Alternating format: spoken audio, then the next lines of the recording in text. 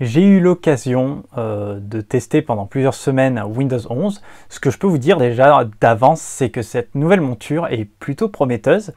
Cela étant dit, je me suis dit que ça serait intéressant que cette vidéo s'axe plutôt sur les ambitions de Microsoft par rapport à Windows et plus particulièrement à Windows 11. Puisque, comme on dit, le plus intéressant, ce n'est pas la destination, mais plutôt le voyage. Salut à tous, c'est YoWave. Windows 10 en route pour Windows 11, c'est maintenant.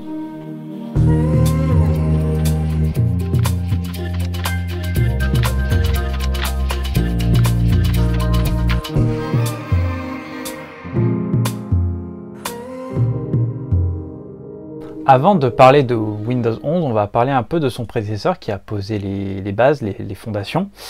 L'arrivée de Windows 10 a été impulsée notamment par Satya Nadella qui venait lui aussi juste d'arriver, dont une de ses premières missions aura été d'orienter la société dans une direction qui me semble plutôt la bonne au final, notamment en revoyant la manière d'utiliser les actifs, les salariés, avec par exemple le décloisonnement des différentes divisions qui ne communiquaient pas entre elles avant, c'est-à-dire qu'en fait la division Windows ne savait pas ce que faisait Xbox et vice-versa. Donc d'une certaine manière, développer l'agilité de l'entreprise, notamment au niveau des projets. Et c'est d'autant plus important par rapport aux ambitions que devait porter Windows 10. C'est d'ailleurs pour ça que donc One Microsoft, c'était le nom donc, du coup qui a été donné à cette nouvelle approche. C'est l'une des raisons pour laquelle on a souvent trouvé le mot One sur les différents projets de la firme à ce moment-là, que ce soit OneDrive, Xbox One, Windows One Core pour le nom de l'OS Xbox, etc. La stratégie de Windows 10, c'était de créer justement un OS modulaire pouvant s'adapter à différents usages sur tout type de terminaux, que ce soit de la TV au smartphone en passant par l'IoT ou des usages spécifiques comme la réalité virtuelle ou augmentée. En somme, je dirais que c'est une continuité d'expérience, peu importe le terminal. Voilà, c'est pas à vous de réfléchir à ça. C'est ce qu'ils appelaient Windows Continuum. Donc Microsoft a mis en lumière ses différentes ambitions à travers différents form factors niveau hardware, dispatchés sur ces différentes marques, que ce soit Surface, Xbox, Lumia pour la partie mobilité ou les bracelets connectés et HoloLens pour la partie IoT. Alors bien entendu, ce chemin ne s'est pas fait sans accroc, on voit aujourd'hui ce que ça donne avec Windows 10 Mobile qui n'existe plus, notamment à cause du manque de développeurs, ou encore réorienter certains sujets comme la réalité mixte sur le secteur professionnel de par le faible adoption du grand public des casques de réalité mixte. C'est par rapport à un Vive ou un Oculus. Enfin bref. Au fil des mises à jour, Microsoft a mis en place un certain nombre de nouvelles fonctionnalités, fait aussi la transition de certains services legacy, notamment le déplacement des fonctionnalités contenues dans le panneau de configuration vers l'application paramètres, entre autres. Alors je parle bien entendu pour le grand public, pour les professionnels, il y a d'autres choses aussi qui ont changé. Le but c'était vraiment de repartir sur de bonnes bases sans pour autant brusquer les habitudes de l'utilisateur, notamment pour le secteur professionnel qui est un marché très important pour la firme de Redmond. Et donc dans ces différentes itérations de Windows 10, il y a eu donc le mode S qui s'adressait notamment au secteur de l'éducation. Le but derrière ce mode était de proposer un environnement Windows 10 sécurisé en désactivant par défaut les modules liés à l'exécution d'applications classiques, donc Win32, donc scripting inclus. Et de ce fait, généralement, les seules applications qui fonctionnaient, c'est les applications Universal Windows App, donc les applications du store Microsoft et les logiciels de la suite Office. Ce mode est très restrictif, mais a l'avantage en tout cas de permettre à ceux qui ne sont pas forcément sensibilisés aux usages d'Internet et qui n'ont pas forcément de connaissances poussées en informatique sur la sécurité, de pouvoir utiliser correctement leurs appareils. C'est vraiment, voilà, puisque par définition, le code malveillant n'est pas compatible avec Windows S. Voilà. Moi, globalement, j'ai réussi à m'en sortir avec ma Surface Go, notamment avec les applications, les web apps et les applications du store ainsi que la virtualisation. On a eu aussi Windows 10 Siren, donc cette version a été dévoilée en 2016 vis-à-vis d'une annonce d'un partenariat avec Qualcomm. Le but était de proposer une nouvelle génération de terminaux dites Always Connected, donc certifiés 4G, etc. Et là où Windows 10 ARM se différencie de son prédécesseur qui était Windows 8 RT, c'est qu'il a la capacité d'exécuter du code conçu pour des architectures x86, donc Intel et AMD notamment.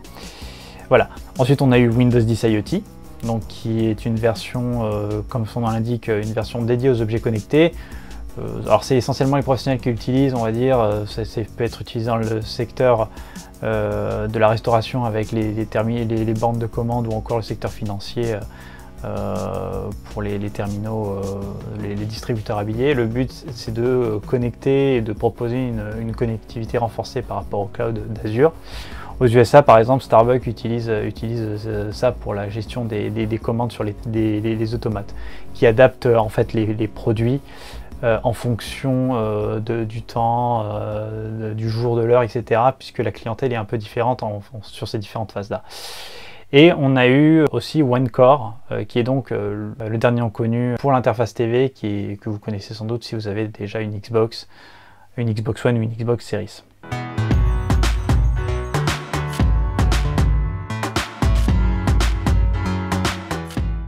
Alors, concernant l'expérience utilisateur, alors tout le monde se souvient du flop qu'il y avait eu quand Microsoft avait présenté son Modern UI à l'arrivée de Windows 8, hein, le Metro Dashboard, avec lequel la firme dorénavant voulait justement proposer une interface qui serait en adéquation avec le marché des tablettes, en plein essor, notamment avec l'iPad d'Apple. Et cette interface justement devait garder une cohérence avec l'expérience de mobilité sur laquelle ils avaient déjà travaillé, avec notamment Windows Phone 7 et 8.